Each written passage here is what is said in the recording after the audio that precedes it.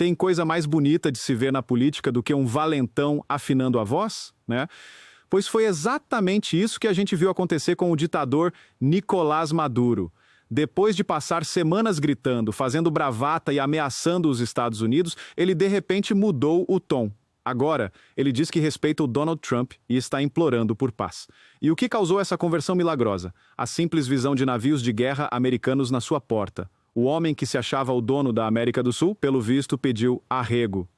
Vamos tentar entender juntos a profundidade e a beleza quase cômica do que está acontecendo na Venezuela, porque este episódio é uma verdadeira aula sobre como o poder de verdade funciona.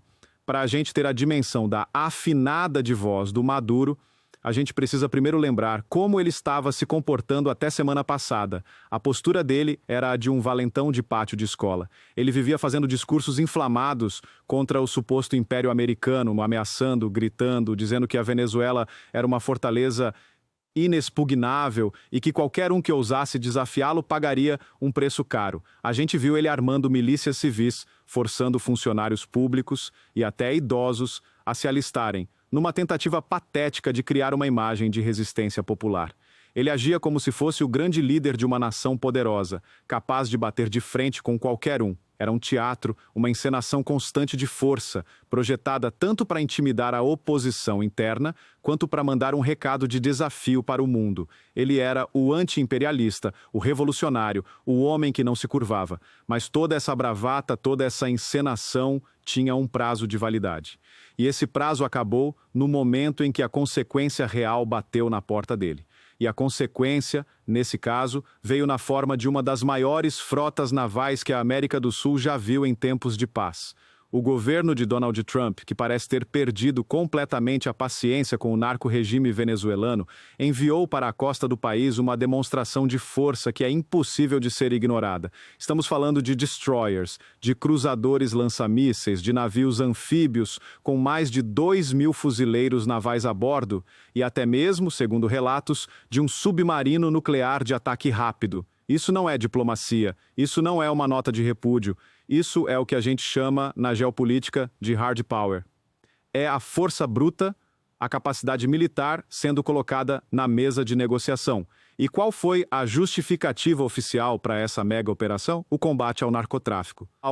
E aqui a gente precisa ser muito honesto, né? A acusação de que a Venezuela se tornou um narcoestado não é uma invenção. É uma investigação que corre há anos no Departamento de Justiça americano e que aponta que o regime de Maduro não apenas é conivente com o tráfico, mas que ele é o próprio tráfico. O Cartel de los Soles, que seria comandado pelo próprio Maduro e por seus generais, usa a estrutura do Estado para exportar cocaína para o mundo. Então, quando os Estados Unidos dizem que estão enviando navios para combater o crime organizado, eles estão, na prática, dizendo que estão indo para cima do regime de Maduro. E o Maduro, que não é bobo, entendeu o recado. E a reação dele foi imediata e reveladora. Aquele homem que gritava, que ameaçava, de repente afinou a voz. O discurso mudou da água para o vinho. Ele fez um pronunciamento, não mais com a fúria de antes, mas com um tom quase que de súplica. Ele disse que o governo dos Estados Unidos deve respeitar a soberania, o direito à paz e à independência dos povos. E aí veio a pérola, o momento da capitulação. Ele mencionou que respeita o presidente norte-americano Donald Trump e que nenhuma divergência justifica uma ameaça militar maior. Pensem comigo na beleza irônica disso. O homem que vivia chamando os presidentes americanos de demônios, de imperialistas, de repente, diz que respeita o Trump. É a confissão do medo, é o reconhecimento de que a força do outro lado é muito maior do que a dele. É o valentão do pátio de escola ao ver o campeão de jiu-jitsu se aproximando, dizendo: opa, calma aí, amigo, sempre te admirei, vamos conversar. E para completar a cena de desespero, ele fez o que todo ditador acuado faz, correu para o colo da ONU. Enviou uma carta dramática, quase chorosa, denunciando a escalada de agressões, falando em ameaças sem precedentes para a paz. É um teatro de vitimização. Mas por trás desse discurso de coitadinho, o que a gente vê é o pânico de quem sabe que o fim está próximo. E agora, a gente chega ao ponto que mais nos interessa. Qual é a conexão de tudo isso com o Brasil e com o governo Lula? A conexão é total e ela se chama Fórum de São Paulo. A aliança entre o PT e o chavismo não é segredo para ninguém. Lula sempre foi um dos maiores defensores do regime venezuelano. Ele minimizou os abusos, relativizou a falta de democracia e tratou um ditador como um parceiro. Essa amizade nunca foi apenas ideológica. Ela sempre esteve envolta em suspeitas de negócios, de financiamentos, de uma teia de interesses que une a esquerda latino-americana. E é aqui que a situação fica perigosíssima para o Lula. Porque junto com o cerco militar, os americanos têm outra arma, talvez ainda mais poderosa, a delação de Hugo Carvajal. O Carvajal, que foi o chefe da inteligência de Chávez, está nos Estados Unidos, pronto para contar tudo o que sabe. E segundo a imprensa espanhola, uma das coisas que ele já teria adiantado para um juiz na Espanha é que o narcotráfico latino-americano financiou por anos o PT de Lula. Se a queda de Maduro é iminente, o que acontece com as provas que ainda estão na Venezuela? Elas podem cair nas mãos dos americanos. A delação do Carvajal, que já é uma bomba, pode ser complementada por um oceano de novas provas. E se a ligação do PT com esse narco-regime for comprovada de forma documental, em um tribunal americano, o escândalo seria o maior da história da nossa república. Agora a gente começa a entender o nervosismo do Lula.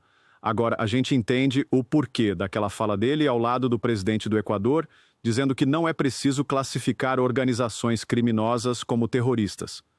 Para mim, aquilo foi um ato falho, uma confissão do seu pânico. Ele não quer que os cartéis sejam tratados como terroristas, porque ele sabe que isso aumenta o poder de investigação dos americanos. Ele está tentando, desesperadamente, manter a situação sob controle, evitar que o incêndio na casa do vizinho se espalhe para a sua própria casa.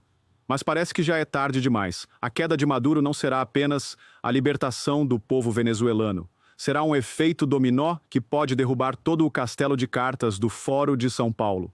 E o Lula, que por tanto tempo se beneficiou dessa aliança, agora se vê em uma posição de risco extremo. O seu maior parceiro, o seu amigo ditador, está prestes a cair. E quando ele cair, ele pode levar junto todos os segredos, todas as provas, todas as conexões que por anos a esquerda brasileira tentou esconder.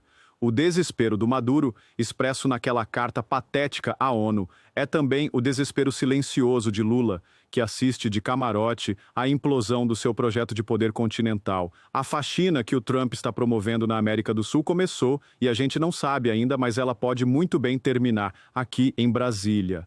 Essa história toda é um verdadeiro tabuleiro de xadrez geopolítico e o Brasil, infelizmente, está no meio do fogo cruzado. E agora eu quero saber a sua opinião. Você também acredita que a queda do Maduro pode ter consequências devastadoras para o governo Lula?